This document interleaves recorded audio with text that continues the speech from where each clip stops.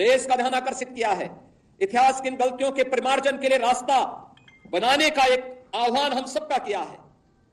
और उसी आह्वान के साथ जोड़ने के लिए मैं आप सबसे भी कहने के लिए आया हूं कि जो दृश्य 1947 में हुआ था वही दृश्य तो आज बांग्लादेश के अंदर हम सबको देखने को मिल रहा है।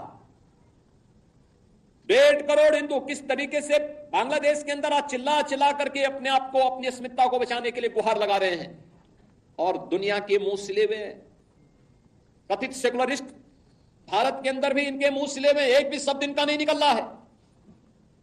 क्योंकि उनको भय है कि अगर इन निरीह कमजोर लोगों के पक्ष में इन्होंने आवाज निकाली तो इनका वोट बैंक खिसक जाएगा। वोट बैंक की चिंता है, लेकिन मानवीय संवेदना इनकी मर चुकी है। मानवता के रक्षा के लिए इनके मुंह से एक भी शब्द नहीं निकलने वाला है, नहीं निकलेगा, क्योंकि इन्होंने आजादी के बाद लगातार उसी प्रकार की राजनीति को प्रेरित और प्रोत्साहित किया, उसको लेकर के आगे बढ़ते रहे। ये लगातार बांटो राज करो की उस राजनीति के तहत लोग देश के अंदर कार्य करते रहे। अंग्रेजों से सत्ता इन्होंने उस समय प्राप्त की। ये वास्तव में भारत की सत्ता का नेतृत्व नहीं कर रहे थे, बल्कि अंग्रेजों के ही, ब्रिटिशर के ही मानस पुत्रों के रूप में इन्होंने भारत की सत्ता को उस रूप में संचालन करना शुरू किया जैसे ब्रिटिशर इस देश के अंदर कर रहे थे। और आज उसी का दुष्परिणाम यह देश लगातार चुकाया है, अखंड हिंदुस्तान चुकाया है। लेकिन हमारा संकल्प है, महर्षि अरविंद ने जो 1947 के पहले घोषणा की थी,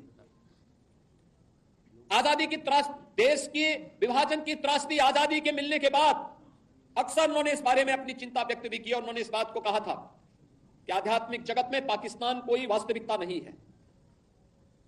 या तो उसका भारत में विलय होगा या पाकिस्तान इतिहास से समाप्त होगा, हमेशा के लिए समाप्त होगा।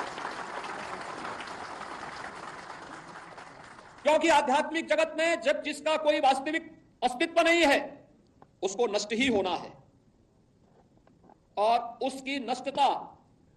उसके नश्वरता को हमें संदेह की निगाहों से नहीं देखना चाहिए। हमें मानना चाहिए होगा, लेकिन इसके लिए हमें भी तैयार होना होगा, हमें भी अपने आप को तैयार करना होगा। हमें अपनी उन गलतियों का परिमार्जन करना पड़ेगा जिन गलतियों के कारण विदेशी आक्रांताओं को भारत के अंदर घुसने, भारत के पवित्र तीर्थ स्थलों को अपवित्र करने,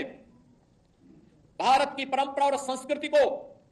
नष्ट करने का एक अवसर जिन्हें प्राप्त हुआ था, उस प्रकार की गलतियों को, वह विभाजन की जो त्रासदी तक हमें पहुंचाया है, वह जातीय विभाजन के रूप में, क्षेत्रीय विभाजन के रूप में, भाषाई विभाजन के रूप में, इन सभी से उभर करके हम सबको राष्ट्र प्रथम के भाव के साथ मिलकर के कार्य करना होगा। भारत की आजादी इस बात के लिए हम सबका आह्वान कर रही है। और याद रखना, भारत केवल दुनिया का सबसे बड़ा लोकतंत्र ही नहीं है, ये लोकतंत्र की जननी भी है। जितनी स्वतंत्रता भारत ने अपने नागरिकों को दी है, दुनिया के अंदर इस प्रकार की स्वतंत्रता किसी भी अन्य देश में अपने नागरिकों को नहीं प्राप्त हो पाई है। हम सबको अपने संविधान पर गौरव की अनुभूति करनी चाहिए। भारत के संविधान निर्माताओं के प्रति अपार श्रद्धा और सम्मान का भाव व्यक्त करना चाहिए। हमें सरदार वल्लभ भाई पटेल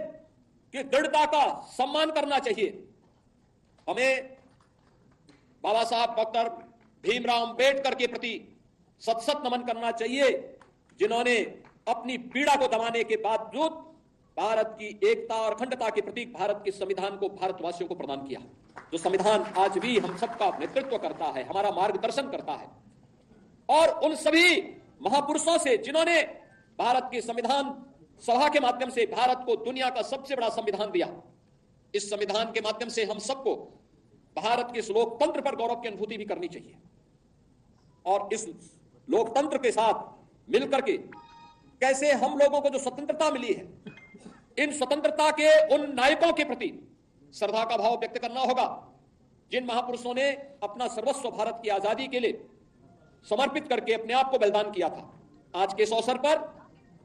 भारत फिर से अखंड भारत की दिशा में अग्रसर हो सके और श्री अरबिंदो के सपने को साकार कर सके, उनकी भविष्यवाणी सच साबित हो सके,